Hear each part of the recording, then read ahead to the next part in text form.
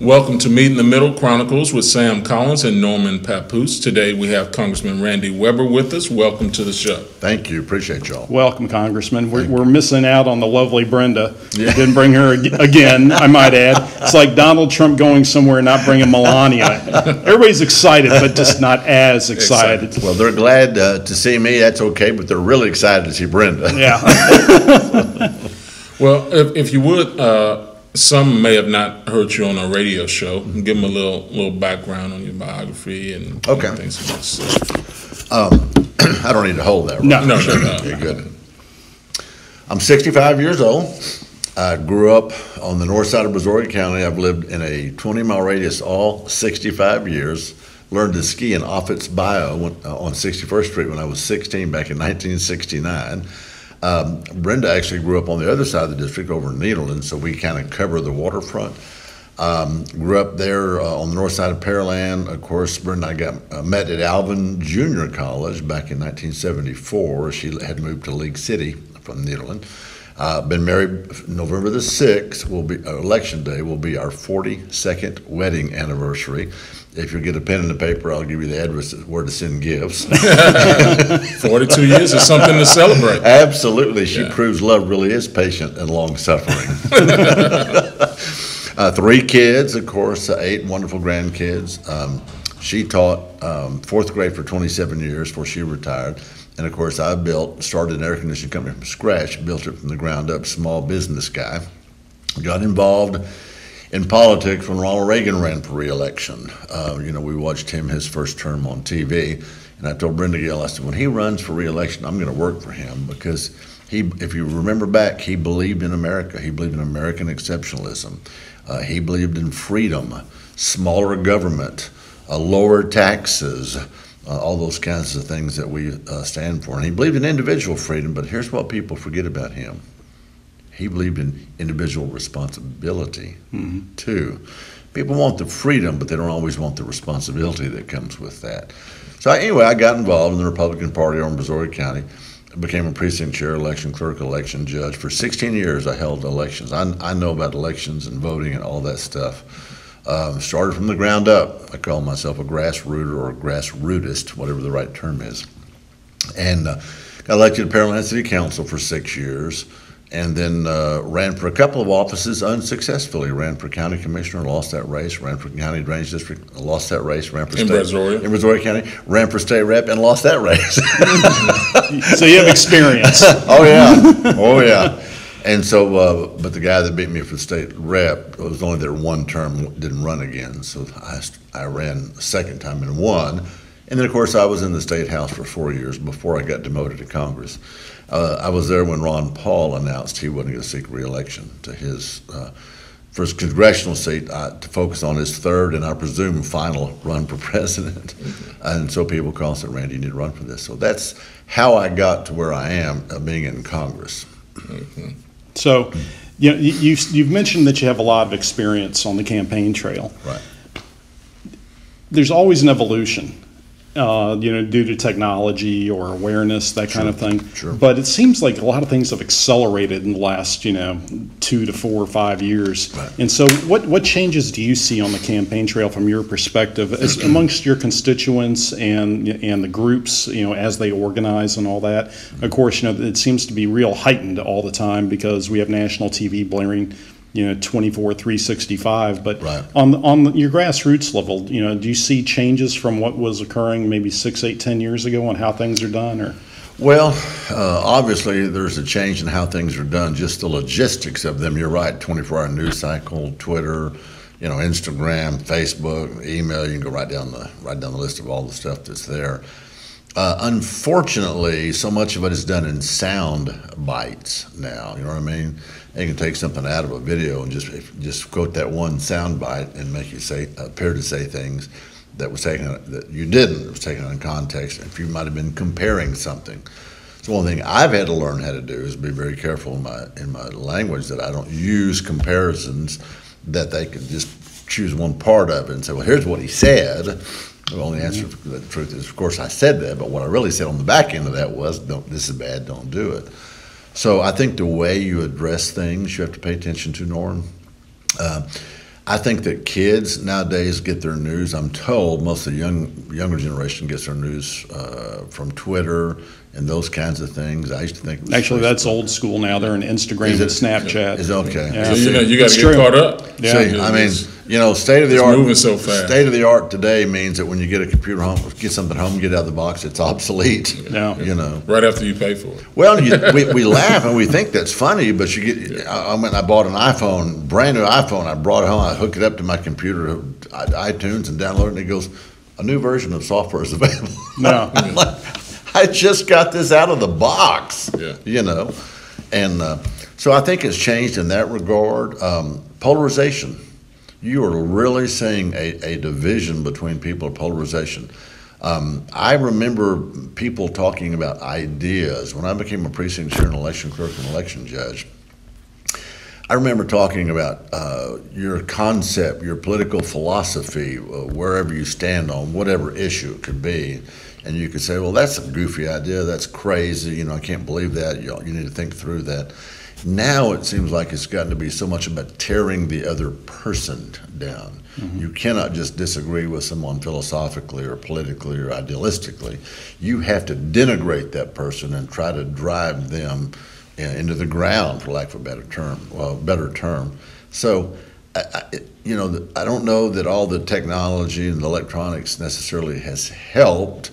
Unfortunately, it's made it to where people can hide behind a screen, whether it's a text or whether it's Snapchat or whatever it is, and they can say things that we wouldn't dream of saying in person. You know what I mean? Yeah. That kind of leads to our next question. Do you think there has been any Trump effect with your constituents? And if so, how do you characterize it? Does the president play any role in this with his Twitter?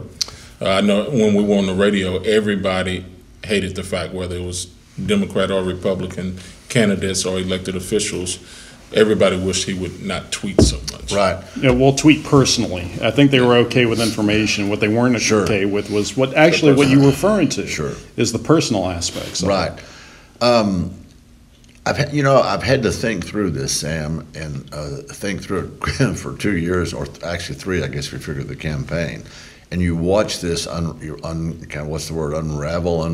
roll out, unveiled, or this unveiled. I do have people that tell me from time to time, next time you see the president, please don't tweet so much. And you're right. I mean, he goes, here's what some have said about him, and it makes a little bit of sense to me. If you hit him, he hits back twice as hard. Counterpuncher. He's a counterpuncher. That's the term they use. And thank you for that reminder. And he goes right to the meat of the situation now. Or sometimes in an adversarial situation, he goes for the throat. I mean, he is a hard counterpuncher. He's not, so politically correct when it comes to those kinds of things. And you have to, as I thought back, I thought, people like that about him because he doesn't just sit there and take it. Some people. Well, obviously enough from electoral college vote. I know there was a discussion about popular vote, California coming in with millions of people, and they say, okay, they were tired of the way it was, the situation the way it is, and they knew what they were getting at that point, and so they said, look, this guy's a tweeter, this guy is a counterpuncher, like you pointed out, Norm, and so they said, we want somebody that'll do that. And you're seeing it with other countries when you talk about China, these other countries, for example. He goes right at them. He is saying things, I think, Sam, that a lot of people think from time to time, but they don't necessarily espouse that out in the public because they don't want to create controversy. He doesn't mind. He goes right at it. And there are a certain group of people who like that. Now, we would argue maybe from a Christian value point that it could be done in a little bit different method. But on the other side of that coin, there's people that like that. Yeah, I got to admit that the one area I think it's been most effective is foreign affairs. Yeah, he has done more in foreign affairs than I ever dreamed he would in 2 years. Right. And I'll take the best example is NATO. Right. Yeah, going back to when George W. was first elected president, this was on the agenda because everybody knew NATO was not paying their fair share. Right. And NATO always wanted to say, yeah, we're going to address it, and there's a plan. And, sure enough, by the time it got through W's administration, then Obama's administration, nothing had gotten done. Right. And I think it's because it wasn't on the front page. And it wasn't on the front page because the presidents, W and Obama, didn't put it there. Right. And Trump knew that if he puts it on the front page, he's going to mine political capital to get that done. And sure enough, in the first 18 months? Yeah. Well, you make a good point on the world stage foreign affairs, because you look at getting, for example, the embassy moved to Jerusalem, the United States Embassy moved to Jerusalem. You're watching him now with the Saudi thing going over there where that journalist got killed. You're watching him where he has basically put the world leaders on notice that there's a new sheriff in town and that you cannot take advantage of the American people and our generosity, like, as you pointed out, has historically been the case. They talk about doing something about it, talk about doing something about it, talk about doing something about it. This president's doing something about it.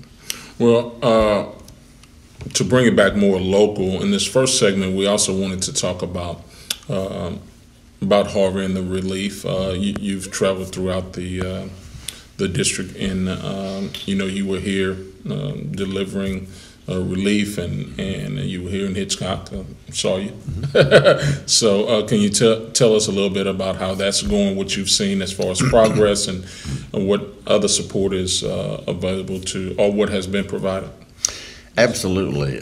We were on the ground here in Hitchcock, and thank you for remembering that we were here at the Hitchcock Gym. In fact, we have 3 counties. We have the southern half of Missouri County, starting like at Liverpool, where the Beatles are from, and going south. And then we also have all of Galveston County, and then all of Jefferson County. We were ground zero for Harvey flooding. As you know, Harvey came in. If you know how the hurricane goes counterclockwise, well, it's centered on Rockport, Corpus Christi area. So we get the bad side, the counterclockwise, that brings all the Gulf moisture up. It comes up and goes above us a little bit, and it just sits there and rains in all of our watersheds. And then, of course, that water's coming our way now. Mm-hmm. And then Harvey didn't have the decency to go on up into Texas and dissipate. He comes back down across our district and over in Louisiana. 54 inches of rain in Friendswood, where I live, 63 inches of rain in Drainage District number 7 over in Jefferson County. And as you know, and your viewers or listeners may or may not know, we get about 55 inches. This area gets about 55 inches of rain a year generally, and so we got it in 3 days. So it was really, really bad. I do drive a 1-ton F-350 four-wheel drive Ford truck. I only buy Ford because they didn't take the bell out. Plugging that in. Let me make that political statement there. Just in case they're looking for a sponsor. Absolutely, yeah, just in case they're out there. And I've told Ford that, by the way. But anyway, so we got to crisscross the district. We started over in Missouri County, and we watched the Brazos River and the San Bernard River. My district director and I did. Those days, it was still raining. I think Harvey hit on Friday and Saturday, and we were there Monday, and we were watching those rivers rise, and we said, it's only a matter of time. We met with the group over there and the emergency management people in the county, Judge Matt Sebesta, and we were actually on a conference call with FEMA and then federal officials over in Angleton at the county courthouse. And then we worked our way over here, and as you know, we came into Hitchcock, we brought food and stuff over here. Beaumont was without water. The city of Beaumont was completely without water. We loaded up. I got in touch with the managers of some Sam's Club, and I said, "Can you get me in the store?" Yeah. They said, "Congressman, we'll get you in the store." And we bought, quite frankly, we bought the cases of water. It was too much red tape for them to go through. I said, doesn't matter. Just give me all you got. And at that point, I got to interrupt you. Yeah. Because something took place on Facebook that to this day, it still makes me laugh, and I've shared it with you. So he and the lovely Brenda have a flatbed trailer, and they're going out to Beaumont with, supplies, like to the Donner Party. They're out there, they're going to do everything they can. And so you had, I don't know how many thousand people following you on Facebook at this time. Right. Well, next thing you know, there's a picture coming, and there's plastic all over the highway. Yeah. And there's the trailer, kind of all messy, with bottles and everything else. And everybody starts on the Facebook feed, that person should be, fined. That person needs a ticket. And there's all these dozens of posts coming about, how dare that person, litter up our streets. And then the congressman goes, that was us. So we picked them all up, we cleaned up. And people were gracious. They stopped and helped. It took us to go from Friendswood, Texas, where I live, to Beaumont, 6 3/4 hours. Wow. I mean, I got a truck that'll go through almost knee deep, a little over knee deep water, not quite this high, but because I don't want to get in my engine. You had to keep backtracking. GPS tell you where the different streets are you want to go, but it won't tell you what the depth of the water is. Yeah. So you had to go and backtrack. So we watched it quite personally, quite up front and close and personal. And Emma, you have those facts and figures on how many places there were and how many shelters there were and how many people were displaced and how many businesses were affected. It just was unbelievable. I got to get my cheaters on now. How big it was. There was 82 disaster recovery centers. I mean, I can't even remember all these. 41 counties were registered, designated for individual assistance. 53 counties were declared disaster areas for public assistance. And remember, we have the first 3 counties along the Gulf Coast. So we were literally in the eye of the storm. I mean, it was 91,000 flood insurance claims, 895,000 Texans registered for individual assistance, 13 million cubic yards of debris from Harvey. I'll let that sink in. And that's community by community by community. So it was huge. We actually, in a very rare bipartisan effort, it really made me proud, back to what we were talking about in the campaign trail kind of. You've got 36 members of Congress from Texas, 25 Republicans, 11 Democrats. We all came together with a couple of exceptions. Some of the members up north didn't really like the amount of money that we were having to designate for Harvey. They felt like we should have gotten a pay for it. But pretty much all the Texans voted for it. We came out with money in a record time. I've been there 6 years, guys. And this has been a year ago, so I was there 5 years. And Congress is very, very, very slow, and we can't agree on much, especially when it comes to funding. But with this, we got Harvey funding out in record time. Just so you know, there was when the claims started coming in, there was $698 million obligated for public assistance projects, $23 million that's funds dedicated for disaster unemployment assistance, almost $1.2 billion with a B dollars dedicated for hazard mitigation grant program funds available for projects that lessen the impact of future disasters. Big for us. Can you say, I want to call it Ike Dike, can you say coastal barrier protection, whatever you want to call it. There's going to be us looking with money now to say, let's protect this area, because we dodged a bullet, as y'all will remember. You were here in 2008 for Ike, right? Yeah, we both were. Did you grow up here? In Hitchcock. Oh, yes, in Hitchcock, okay. So we dodged a bullet with Ike, and we almost dodged a bullet with Harvey, you know what I'm saying? I mean, it was terrible. But I guess it could have been worse if we'd have lost some chemical plants, some chemical infrastructure, where put a bunch of chemical oil, whatever you want to say, into the bay. Yeah. It would have really been bad. $8 billion in national flood insurance program payments, $13 billion money in survivors' pockets from federal and state grants, SBA low-interest disaster loans, and national flood insurance payments. Harvey was huge. I actually got to talk to the president about that. When he left the Santa Fe shooting, victims' families that he met with, about how critical this is in our district, the energy, the refinery, the plants, the ports, and to explain that we need some protection here. So Harvey money has been slow coming out, as you probably know. A lot of the money has been designated to the state of Texas to handle it to the General Land Office, and they've been taking some flack on trying to get it out. Now, to their credit, FEMA, bless their little hearts, decided that they wanted to change the rules once they started passing out money, handing out some of this disaster relief. And what's the old saying? You never change horses in the middle of a stream. And literally, that's what they were doing. And they were saying that Texas would have this many billions of dollars, but before you could decide how to allocate it, they were working on rules, so they would get those rules out as quick as they could.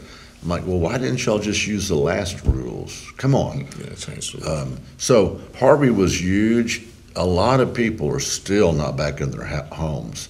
I drive through this district all the time. As you say, you see Brenda Gill and I. When we ran for Congress, just a little side note, we told people that we would be the most active congressional couple they had ever seen.